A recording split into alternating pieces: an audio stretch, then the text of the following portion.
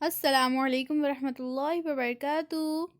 بچوں، آج ہم پڑھیں گے ماحولیات حصہ اول، سبق نمبر 11۔ آئیے جسم کے اندر دیکھیں۔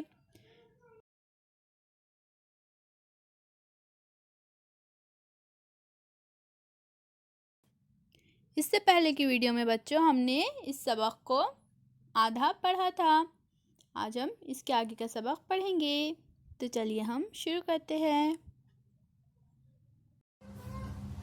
تو بچوں، آج ہم دماغ کے بارے میں پڑھیں گے۔ اس تصویر کو دیکھیے بچوں، اس تصویر میں یہ جو دکھ رہا ہے یہ کیا ہے؟ یہ ہمارا دماغ ہوتا ہے بچوں، یہ دماغ کی تصویر ہے۔ سر کے خانے میں دماغ کی جگہ، ہمارا جو سر کا خانہ ہوتا ہے بچوں، یہ اسے سر کا خانہ کہتے ہیں۔ تو دماغ کہاں ہوتا ہے؟ سر کے خانے میں دماغ موجود ہوتا ہے۔ سر کے خانے میں موجود ہمارا دماغ بہت اہم اندرونی عضو ہے۔ ہماری تمام حرکات و سکنات پر دماغ کا قابو رہتا ہے۔ یعنی بچوں، ہم جو بھی کرتے ہیں، ہاتھ ہلاتے ہیں، دیکھتے کرتے ہیں، ہر چیز پر، ہمارے تمام حرکات و سکنات پر دماغ کا قابو رہتا ہے۔ غصہ آنا، خوش ہونا، غمزدہ ہونا جیسے تمام جذبات کا احساس ہمیں دماغ میں ہوتا ہے۔ حسی اعضاء کے ذریعے دی ہوئی معلومات کی وضاحت بھی دماغ میں ہوتی ہے۔ دیکھیے بچوں، یہ کیا ہے؟ یہ ہمارے دماغ کی تصویر ہے۔ اگر دماغ زخمی ہو تو انسان مستقل طور پر اپاہج ہو سکتا ہے یا اس کی موت کا اندیشہ ہوتا ہے۔ اس لیے بچوں، دماغ کی مکمل حفاظت ضروری ہوتی ہے۔ یہی وجہ ہے کہ قدرت نے دماغ پر کھوپڑی کا غلاف چڑھایا ہے۔ یہ جو ہمارا دماغ ہوتا ہے نا بچوں، اس کے اوپر کھوپڑی کا ایک غلاف ہوتا ہے۔ کیوں ہوتا ہے بچوں؟ تاکہ ہمارے دماغ کی مکمل حفاظت ہو سکے۔ کیا آپ جانتے ہیں، ہم نظم یاد کرتے ہیں، وہ ہمارے دماغ میں نقش ہو جاتی ہے، اس لیے وہ ہمارے ذہن میں رہتی ہے۔ دماغ کے اس فعل کو یادداشت کہتے ہیں۔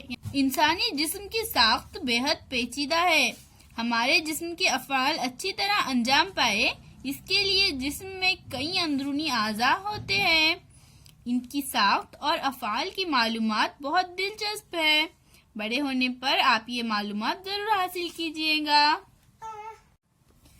ہم نے کیا سیکھا؟ جسم کے اندر انجام پانے والے ان گنت اہم افعال مختلف اعضاء کرتے ہیں۔ ایسے اعضاء جسم کے اندر ہوتے ہیں، وہ باہر سے نظر نہیں آتے، انہیں اندرونی اعضاء کہتے ہیں۔ جسم کی ساخت ایسی ہوتی ہے کہ سر اور دھڑ کے کانوں میں اندرونی اعضاء محفوظ رہتے ہیں۔ چبایا ہوا نوالا گلے سے معدے تک پہنچانے کا کام غذا کی نالی کرتی ہے، یہ سینے کے خانے میں ہوتی ہے۔ دل پورے جسم میں پھیلی ہوئی خون کی نالیوں میں خون کو حرکت دیتا رہتا ہے، وہ مسلسل سکڑتا اور اپنی اصل حالت میں آتا رہتا ہے۔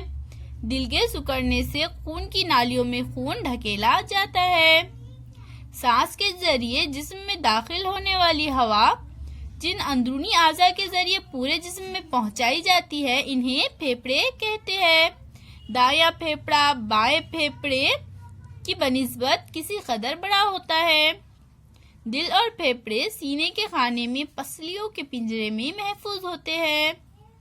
دماغ ہمارا بے حد اہم اندرونی عضو ہے۔ سر کے خانے میں کھوپڑی کے اندر دماغ محفوظ رہتا ہے۔